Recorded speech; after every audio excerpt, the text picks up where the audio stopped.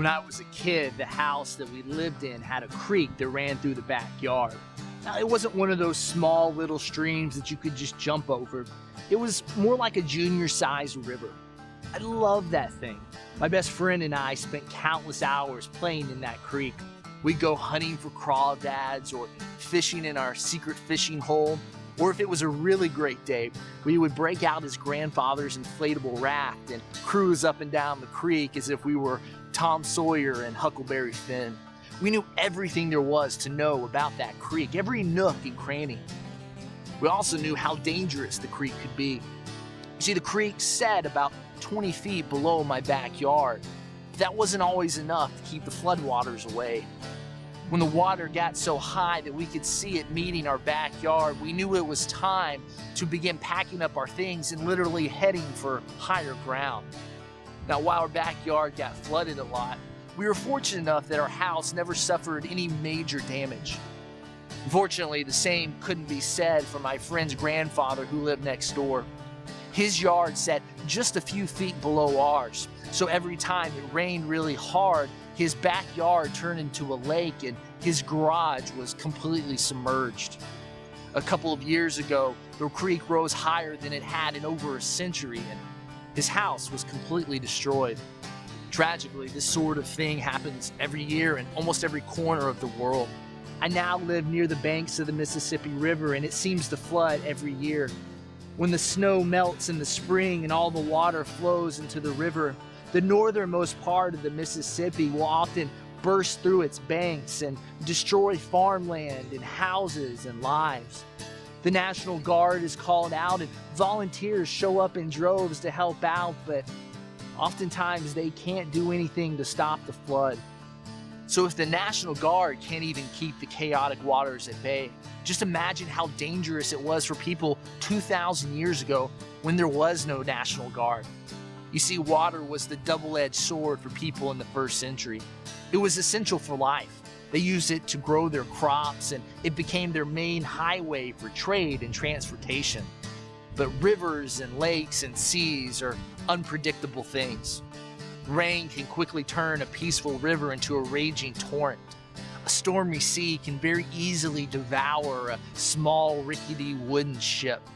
So it's no surprise then that water plays an important role for the people of God in the Bible. At the moment of creation, the Spirit of God is hovering over and calming the chaotic waters.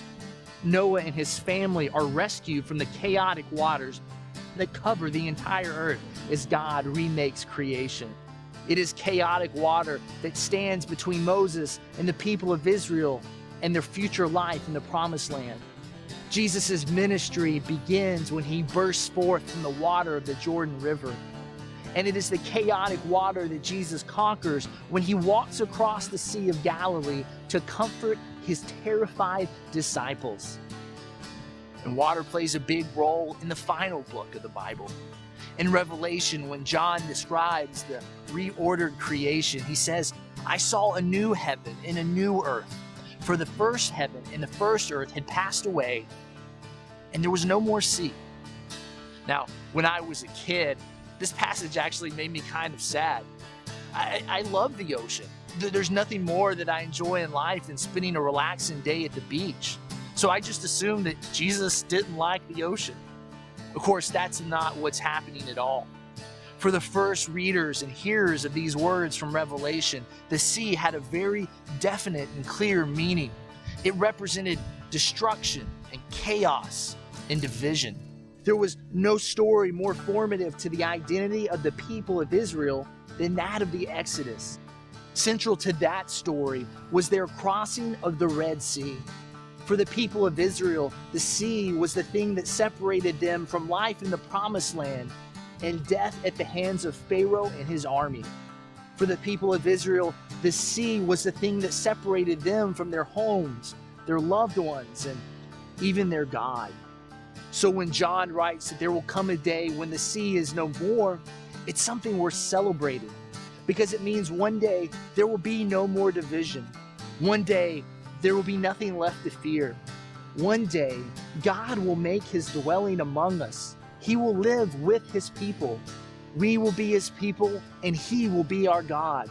He will wipe away every tear from every eye. There will be no more sorrow or death or mourning or pain, because the old order of things will have passed away. There will be no more sea.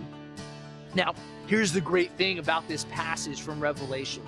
The book of Revelation is part of a genre of writing called apocalyptic literature. These sorts of writings weren't simply about the unveiling of future events.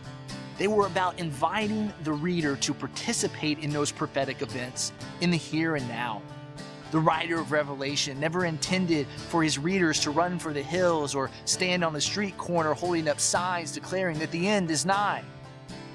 For John, he wanted his readers to begin to live as if the kingdom of God had already begun to dawn, because it had. You see, whenever we mend broken relationships with friends or loved ones, whenever we refuse to allow Sunday mornings to be our most segregated hour, or whenever we give help to others who are suffering from financial ruin or economic injustice, in those moments, the kingdom of God ceases to be simply a far-off hope and instead becomes a very present reality, transforming the world around us and giving us glimpses of kingdom life here on earth, just as it is in heaven. See, when this happens, our lives become the incarnated proof that one day there will be a new heaven and a new earth. One day God will come and dwell among his people.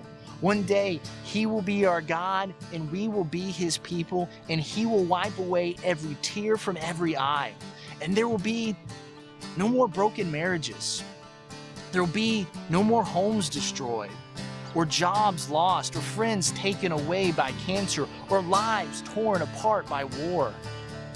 Because the old order of things will have passed away, and there will be no more sea.